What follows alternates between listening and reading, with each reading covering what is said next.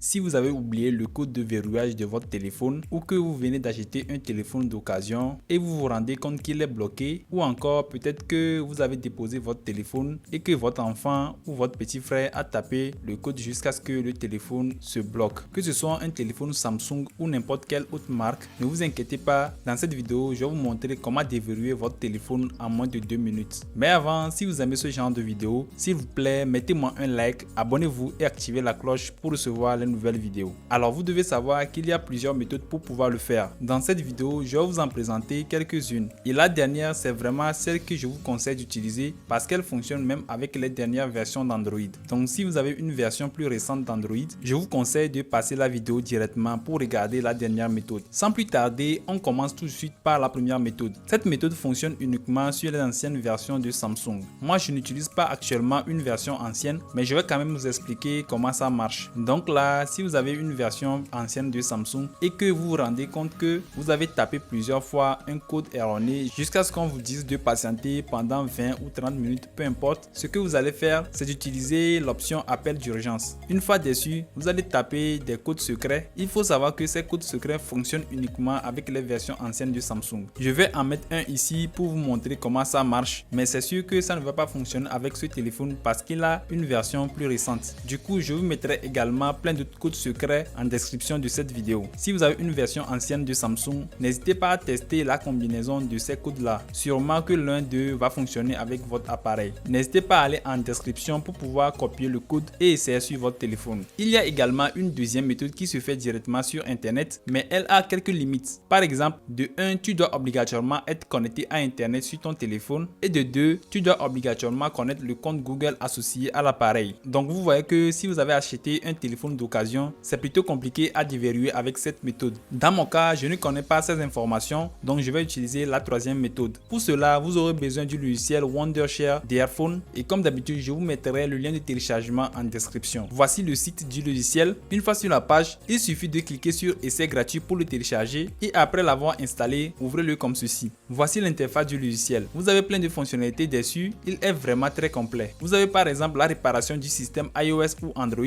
le transfert des données WhatsApp, la récupération des données, la localisation virtuelle, l'effaceur de données, le transfert de téléphone, etc. Pour cette vidéo, la fonctionnalité qui va nous intéresser le plus, c'est le déverrouillage de l'écran. Pour commencer, vous allez connecter votre téléphone au PC via câble USB.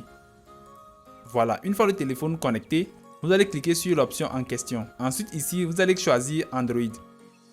Là, vous avez deux options. Une pour supprimer le verrouillage FRP de Google. Au cas où votre téléphone reste bloqué sur un compte Google après le déverrouillage, vous pouvez utiliser cette option pour le faire. Mais dans notre cas, nous allons tout d'abord déverrouiller le téléphone. Donc, on clique sur déverrouiller l'écran Android. Donc là, regardez toutes les marques de téléphone qui sont compatibles avec ce logiciel. Vous avez plein de marques ici. Vous allez forcément trouver votre marque de téléphone. Pour cette vidéo, j'utilise un Samsung, donc je vais choisir Samsung. On patiente un peu.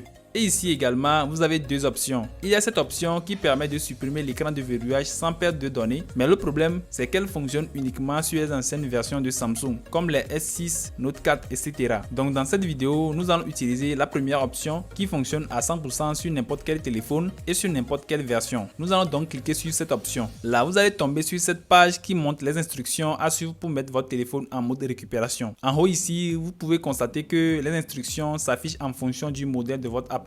Par exemple, pour Samsung, vous avez certains modèles qui ont un bouton Home, d'autres qui ont un bouton Bixby. Donc voilà, vous choisissez en fonction de votre modèle de téléphone. Une fois que c'est fait, vous allez suivre les instructions pour mettre votre téléphone en mode récupération. Du coup, je vais mettre mon téléphone en mode récupération en suivant ces instructions. Je clique simultanément sur le bouton volume bas et le bouton d'allumage jusqu'à ce que le téléphone s'éteigne. Dès que le téléphone s'éteint, je relâche le bouton volume bas, je clique sur le bouton volume haut et dès que le logo apparaît, je relâche le bouton d'allumage. Une fois que vous voyez cette interface sur votre téléphone, vous allez retourner sur le logiciel et vous cliquez sur suivant. Le logiciel vous montre les dernières étapes à suivre pour finaliser la suppression du code de verrouillage. Sur votre téléphone, vous utilisez le bouton volume bas pour venir sur l'option Wipe Data Factory Reset. Vous validez avec le bouton d'allumage. Vous choisissez l'option qui est en bas, puis vous confirmez encore avec le bouton d'allumage. Une fois la suppression effectuée, vous cliquez sur le bouton d'allumage pour redémarrer le téléphone. Comme vous pouvez le voir sur le logiciel, le déverrouillage a été effectué avec succès. C'est bien annoncé ici. On va patienter le temps que le téléphone se redémarre.